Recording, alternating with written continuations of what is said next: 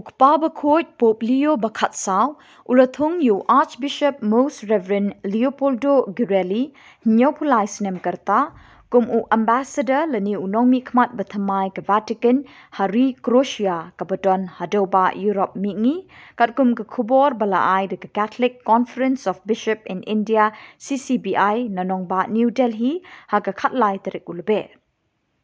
Archbishop Leopoldo Girelli ulabat ya kashuki ambassador la new nuncio ke Vatican ha India bat Nepal nadu ke khatlai terik ulber arjar arpawai.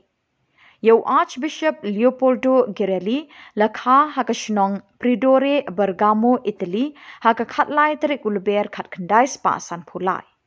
Lakentang lingdo so blayu ha ka khat nyew terik ujelew khat khandai spa nyew pupra bat ulayo ya ka PhD ha ka theology.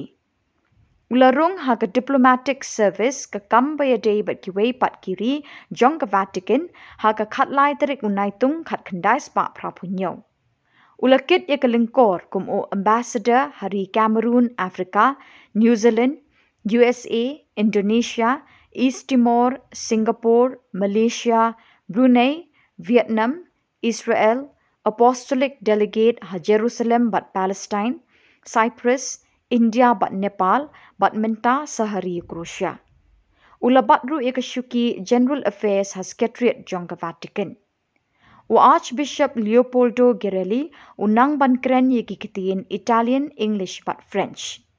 Kari Croatia kadon ha Europe mingi, bat kadon kat neutali ki jalan NIAM lani ki diocese, bat kitanat jong kabalang Catholic Eastern Rites.